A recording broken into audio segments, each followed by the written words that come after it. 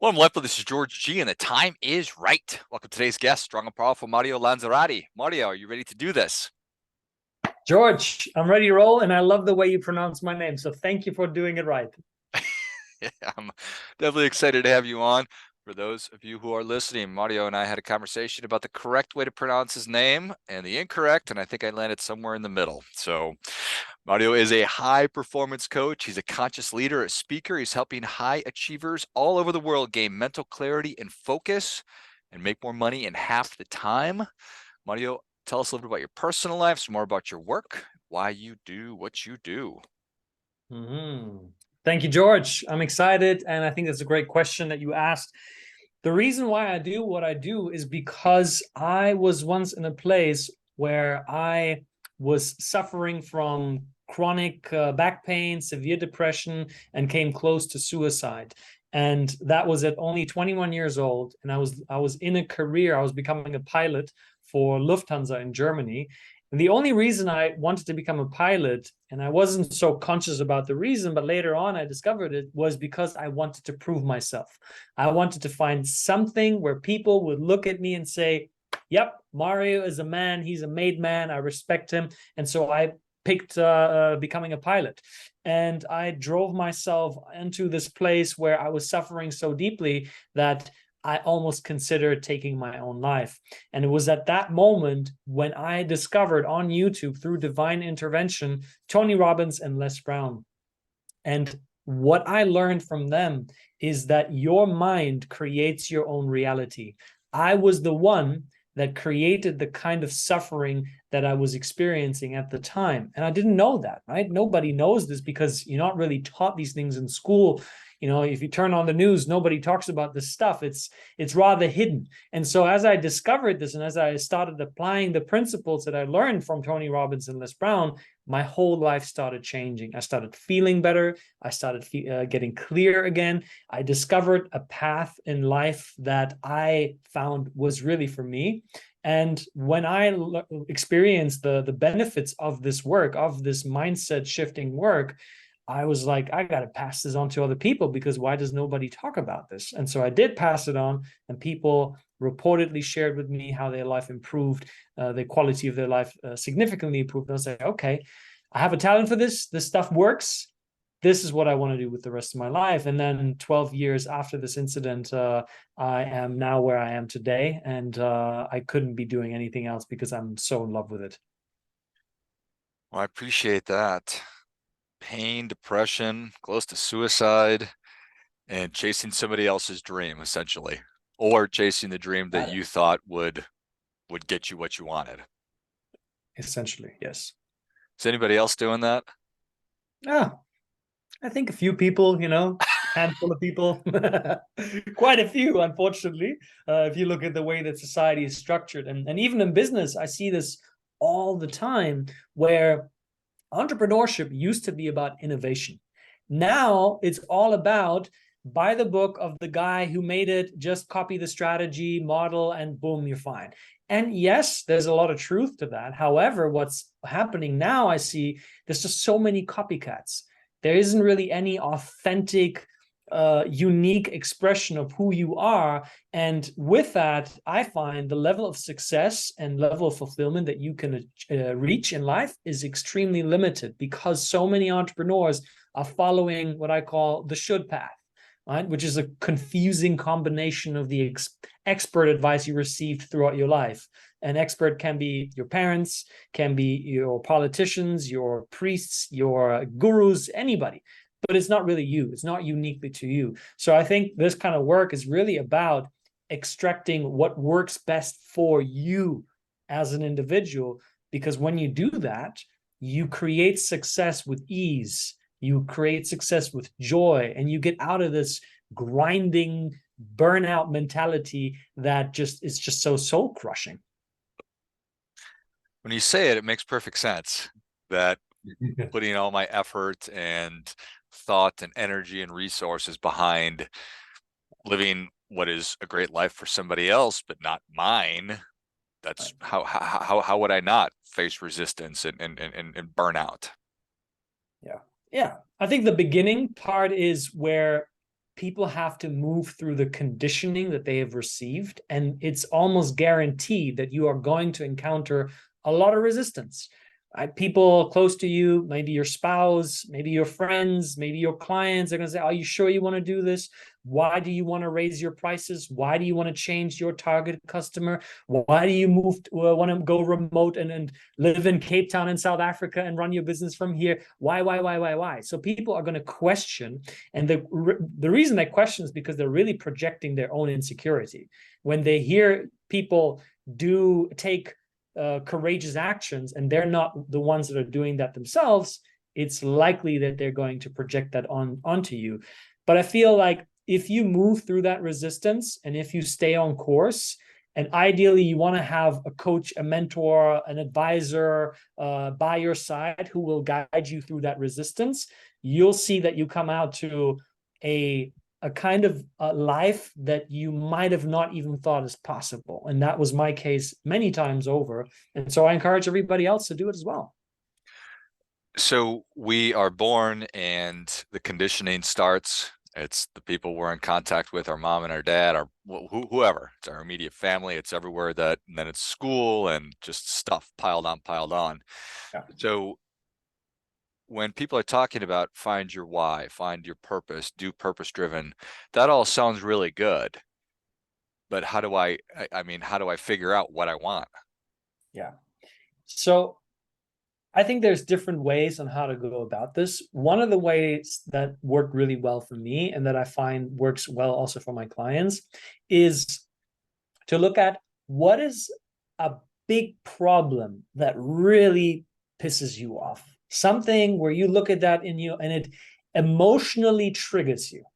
In my case, and I'm going to be very transparent, it all started, I went down the rabbit hole of conspiracies. And I was like, okay, who runs the world? And I found all these powerful families and how supposedly they're running everything. And, it might be true or not. Doesn't really matter in this part of the conversation. But I got so into that then at that point, I was like, okay, we got to take down all these elites, get the pitchforks and the torches, take them down. And that became really aggressive. And I was like, we got to take, and I had a moment of clarity. I was like, wait a minute. I'm just becoming exactly like them. If they're the ones that are supposedly killing people and, trying to reduce the world population through very evil agendas, am I better than that? I was like, no, I'm now calling out for take these people down. So then I was like, okay, if I want to change the way that humanity lives and I want to remove suffering essentially and help everybody, then how do I do that? And I was like, okay, how do I help myself? That's where I went. And I was like, okay, what was it that helped me? And I was like, okay, I changed my mindset. That radically altered my life. I changed the way I handle my emotions, essentially the relationship to myself. When I felt a certain way, I would no longer suppress it, but I would allow myself to feel it. So there isn't any more of that inner battle that I would carry along with myself. And I started doing more and more of these things. And I was like, okay, what is it that I'm doing in that? What I'm doing is I'm raising my awareness. I'm raising my level of consciousness.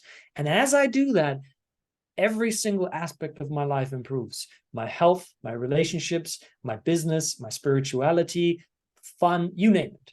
And I'll say, okay, that seems like a really powerful mission for myself to adhere to. So find the problem, and you want to connect with something that emotionally arouses you, because if it doesn't connect to you emotionally, forget about it. You're going to drop it. The moment the resistance through the conditioning shows up, you're like, not worth it. I'll do it later, next week, next month. And then it happens and never takes place. So find the big problem you want to solve, connect to it emotionally, and then come up with a mission that speaks into the desired outcome. So ideally, what I would say is like, I wouldn't necessarily say, I want to end world hunger. Rather, I would say, I want to make sure every human being on earth has something to eat and has a safe roof over their head.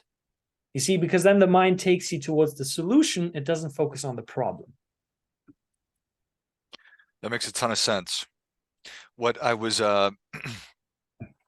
And I'm sure that we all have lots of things that are triggering to us because we're aware Mm. of all of the problems in the world at all moments through Right. technology, which is obviously good and bad. So I think that makes a ton of sense.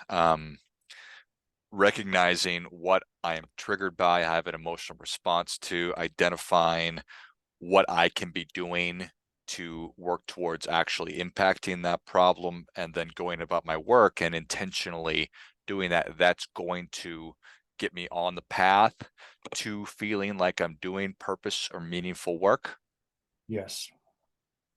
And I wrote down scale because I think that that's an important thing for me, because I think a lot of the time when we look at these huge problems, it's like, oh my God, it's overwhelming.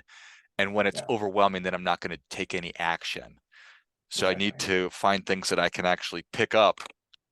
I got the handle. I can't fix global whatever climate change, but I can do things here locally. How do you think about Yes. that? Mm. I think that's a very practical and logical way of approaching this. Like there's the saying, what is it? Think locally, act globally, Mm, or think globally, act locally. I think that's the right way, yeah. right? So at the most important key in making any change, making any impact, is, I find, the philosophy of Gandhi. Gandhi said, be the change you wish to see in the world. Why?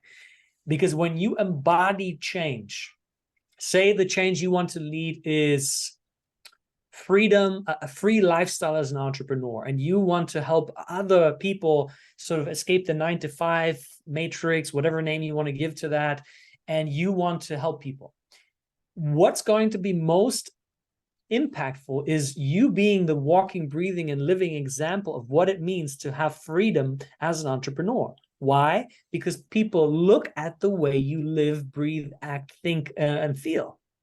And they will be, at some point, they'll be like, wow, George, how do you do that? Why are you always so relaxed? How come you can schedule time for things? How come at 3 in the afternoon you're going out for a hike and I'm working? What do you do?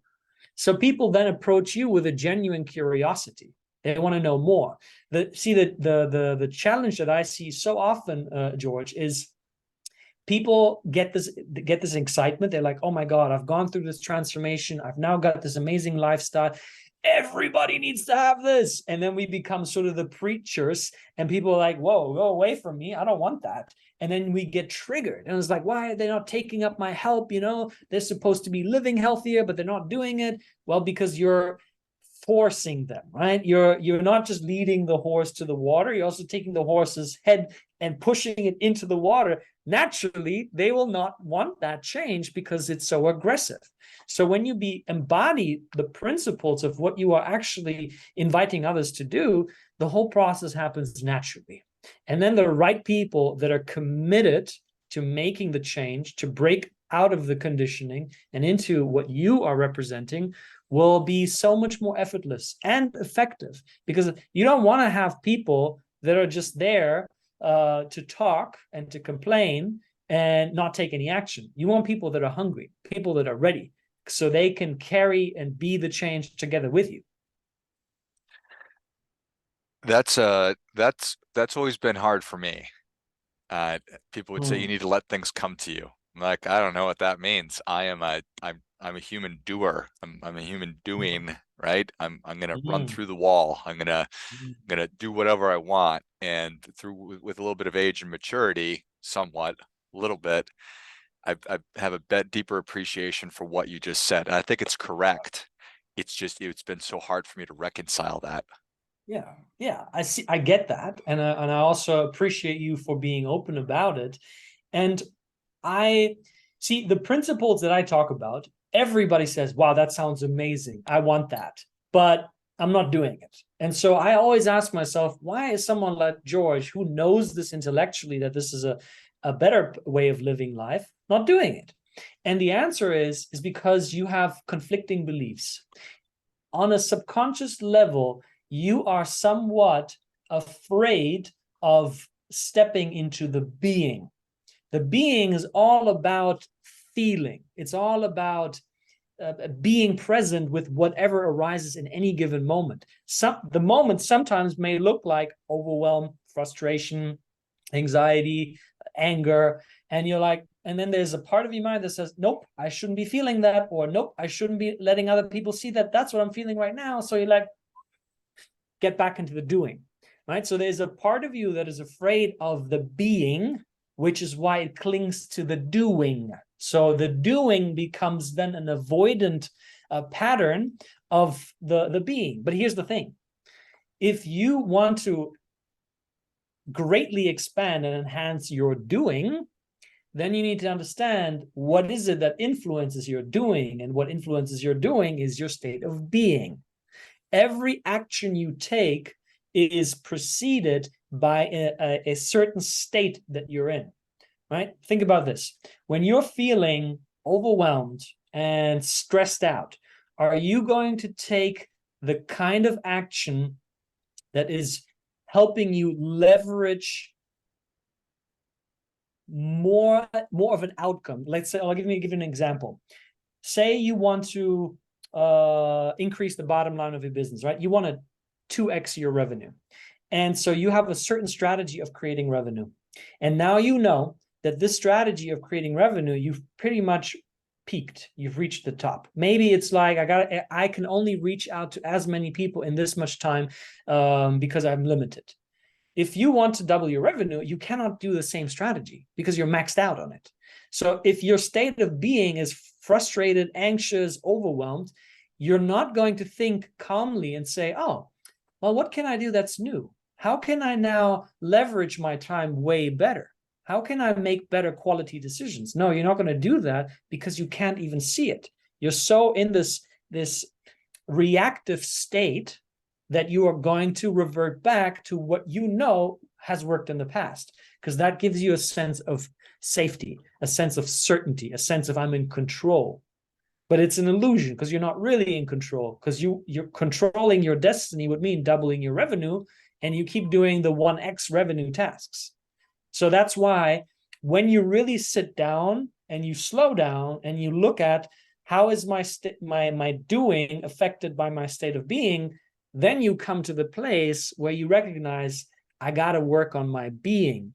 And if you're still not doing it, I can tell you why. Even though with that awareness, it's because actually you don't want to go higher in success and revenue, because that's where the self-sabotage kicks in. The higher you go, the more pressure you encounter, the more of a responsibility then you have to also maintain. So there's a part who's like, I don't even want that responsibility because I don't know how to handle this. Because the last time I had this responsibility, something happened that was really uncomfortable and painful.